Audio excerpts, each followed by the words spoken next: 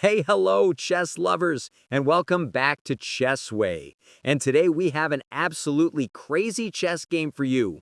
This battle was played between Ernest Atkins and Herbert Levi Jacobs, all the way back in 1915. All right, guys, the game begins with e4 and e5, then pawn to d4.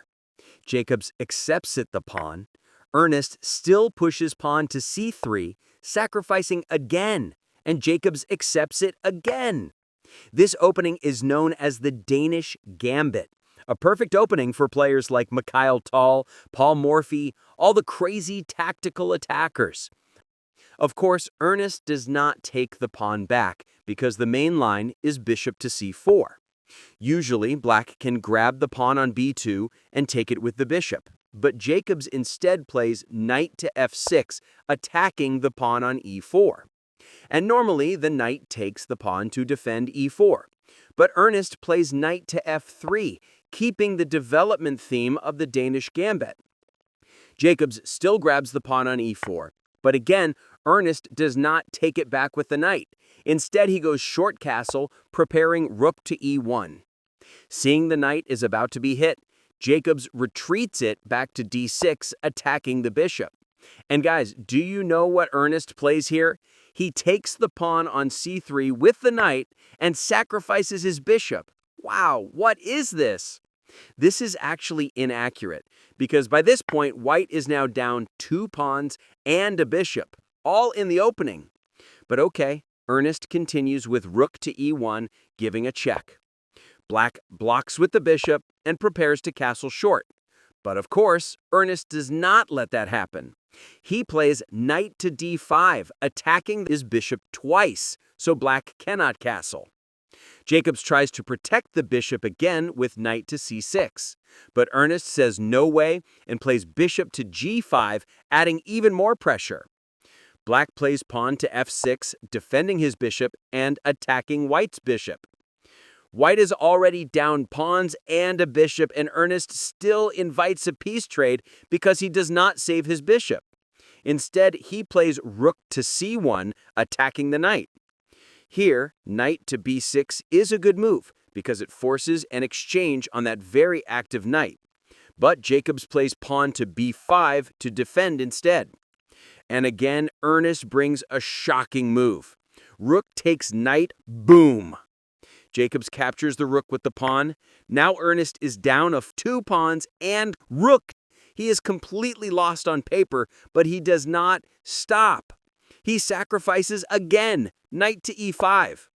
The best move for black is king to f8, but we can break it down first to make it clearer.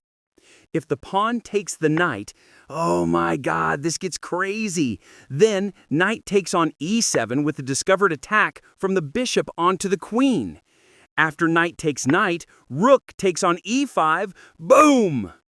If black plays rook to f8, bishop takes knight, black even dares to take with the queen. Wow, bold move. Then queen to h5 check. Rook blocks, rook takes queen, king takes rook, queen to c5 check, king to d8, queen takes on c4. Now, queen versus 2 rooks is winning for black, plus black is up a bishop. Clearly black is winning. But okay, back to the real game. As I said earlier, king to f8 was best, but Jacobs takes the bishop with the pawn. This allows queen to h5 check. Black cannot play king to f8 because queen to f7 is checkmate, so must block with the pawn while also attacking white's queen. Pause the video right now. Try to find the best move for Ernest here. Got it? Some of you maybe will say knight to g6. Sadly, that only leads to a draw. The correct move, congratulations if you found it, is knight to f6 check. Wow, unbelievable timing. Yes, he sacrifices another piece.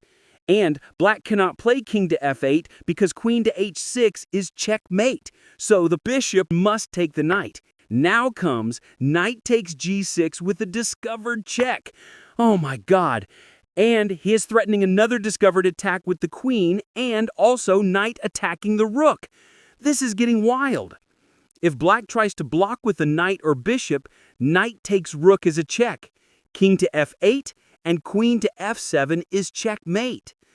Jacobs instead sacrifices back by playing queen to e7, blocking the check to give his king a path to d8. Knight takes the queen. Free queen. But white sacrifices yet another rook by taking the queen. Again, the sacrifice is accepted and takes with the bishop.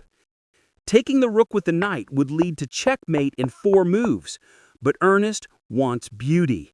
He plays knight to e5 check, king to f8, queen to f7 checkmate, so king goes to d8, knight to f7 check, the king has to go back, knight to d6 double check, king to e8, and the game ends after Ernest sacrifices his queen again on e8 check. Jacobs resigns right here.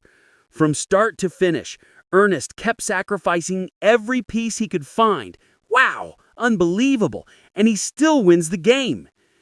If the game continued, of course, black would take the queen, and we would get our favorite checkmate of all time, knight to f7 smothered mate. What a game! All right, guys, that's the game for today. I hope you enjoyed this wild masterpiece. If I made any mistakes, I'm sorry. Thank you so much for watching, and see you next video.